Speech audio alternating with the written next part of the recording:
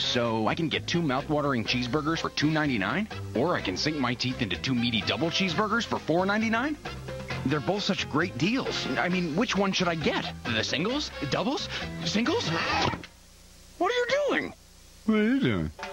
Prepare to be torn. The Cheeseburger Lovers deal at DQ. 2 cheeseburgers for $2.99 or 2 double cheeseburgers for $4.99. Do 'em. And finish off with a Kit Kat Blizzard treat.